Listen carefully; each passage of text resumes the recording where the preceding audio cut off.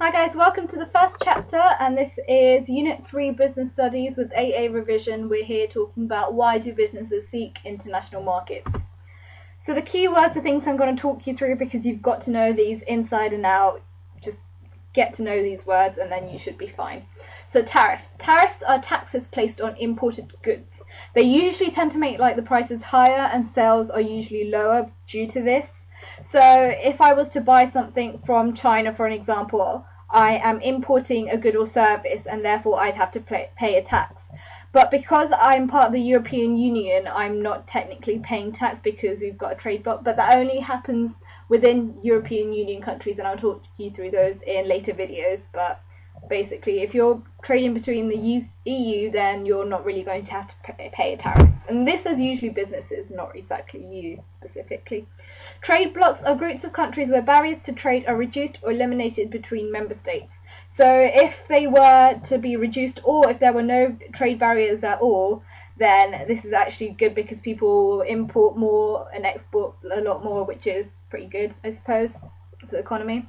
Market saturation. This is when it becomes impossible to expand sales further in a particular market. So you either move somewhere else or you do something, you go to a different company, well, a different market, I suppose, and this leads to extensions in the product life cycle. So here I've sort of drawn a really shitty diagram because you guys should know this. You guys definitely should know this. This is the product life cycle. So basically, if I was to sell chocolates and then they decided to, well, my market decided not to buy these anymore because they were like, oh yeah, we've moved on to new chocolates, we don't want your chocolates anymore. And so technically I'm in a maturity / decline stage.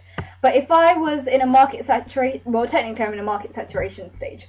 But then if I was to target a new market or go to a different area, then it would lead to extensions of the product life cycle, such as this.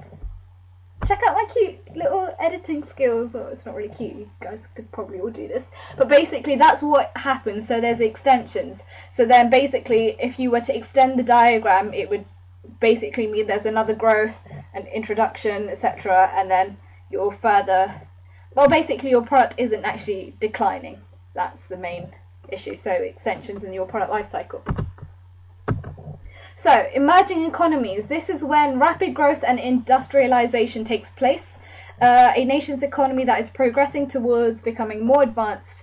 So, an emerging economy would have increased standard of living, such as, well, people would say countries such as India, but then it could be also known as an emerging economy because they are part of the BRIC, which I will talk to you later, which is Brazil, Russia, India and China. But others such as Mexico, they're well on the way to becoming a developed modern economy.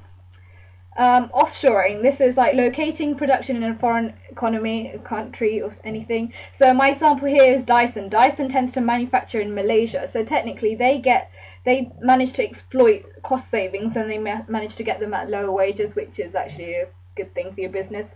Reduce costs, I suppose. The WTO is a World Trade Organization. They originally did start out as the GATT, which is General Agreement Tariffs and Trades, I believe. And it's basically, as I've mentioned, they supervise world trading arrangements and trade negotiations between countries. And they resolve disputes between governments, which is a good thing too. Free trade areas are countries that completely trade freely with each other and there are no trade barriers. So there's no taxes and imports and tariffs, well, no imports, no tariffs, I suppose. I've given you an example of the European Free Trade Association, EFTA, if you've come across that. So they've got free trade, you can trade freely between these economies that are part of the EFTA, basically. Trade creation. Trade creation is an increase in the total amount of goods and services traded because of a reduced trade restrictions within a trading bloc. There's a lot of trade in there. How many trades are there? 1, 2, 3, 4? 4 trades in that little sentence. So, when trading occurs, then basically you're managed to reducing your trade restrictions within a trade bloc, so that allows for more trading, I suppose, if that makes sense. If that doesn't, I will be making a separate video on that in order for you guys to actually make sure that you know it all. Trade diversion, so reducing imports from non-member countries, which enables a business to increase sales. That's pretty straightforward, I believe. Advantages and disadvantages of trading within a trading bloc. So there's benefits and disadvantages, I suppose. Like, for example, as an EU, you've got possible economies of scale. So the more you produce, the more output, the lower your average total costs will fall. So that's actually a benefit because reduced costs, etc. You're able to import without tariffs. So manufacturers could import from your bloc members without tariffs. So that's like reduced taxes, I suppose, for them, or no taxes at all. Increased, well, in the EU there's no taxes basically. Increased efficiency within firms because you have greater competition within your trade blocks and you can increase your efficiency within those firms.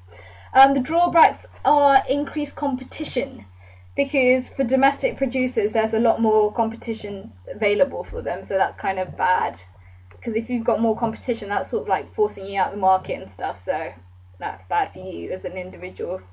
Agreements can be difficult. So like if you were to reach an agreement with other member states, this could be really difficult in order to actually come to some sort of agreement with them, and it could be time consuming because you need to agree on certain things depending on what it is within these trading blocks, I suppose. New rules and regulations may not suit all businesses. So if you've got different rules, if you've got a certain criteria that you've got to fit, then maybe certain businesses will disagree with this and there's like conflict between your trading block, and so those are drawbacks. There are other stuff such as like a common external tariff in a common market can also increase costs of raw materials or supplies from outside. So those are like benefits and drawbacks of trading blocks, specifically towards the EU. FDI is foreign direct investment. It usually occurs when businesses or governments invest in other countries. So if I was an individual with a firm, etc., and I decided to build a factory in France and I'm like selling stuff there, etc., I'm basically FDI, like I've got foreign direct investment coming in. So income is coming in from a different country because I've invested in another country, if that makes sense. Developed and developing countries. So developed countries, I've given you an example of MEDCs, which is more economically developed countries. I think it's M. The other one's LEDCs for less economically developed countries. But basically the Europe, USA, Canada, Australia, you know that people trade freely, there's a lot of trade, the economies are growing, so you know that they're well developed, there's more industrialization taking place, there's a lot of things that are happening. Developing countries, I think they are like Brazil, Russia, India, China and South Africa, which is basically BRICS. And the fifth BRIC is basically South Africa, that believes that they are like, they're more of an emerging economy, but they're basically developing economies. And multinational companies. Well, Unit 3 is purely based on multinational companies, so I thought I'd just throw it in the first chapter in order for you guys to know for future videos. But it's like multinational corporations, which is businesses that operate in more than one country, and if you know them wherever you are around the world, you know that McDonald's, Nike, Nokia, Apple, Dell, Tesco, even Tesco, that's surprising for me, and BMWs, they're like well known across the globe. I think McDonald's is the most well recognised icon around the world, because you know if it's like the little red M, then I think everyone knows it's McDonald's, although there's like product differentiation within the actual firm. But it's a multinational corporation because they operate globally, I suppose, so basically global companies and corporations. And that's it for my first little quick revision video on A2 Unit 3. So these are like quick videos in order for you guys to just recap. So I wouldn't advise you to completely watch these in order to learn these things, but it's just a recap before your exams in order to make sure you know everything. So please subscribe and stay tuned, because I'll be making Unit 4 videos as well as all the units, but Edexcel specifically, and I'll probably target each individual thing later on once I've finished my notes on everything. And stay tuned, and thank you so much for watching, and I'll see you soon. Bye!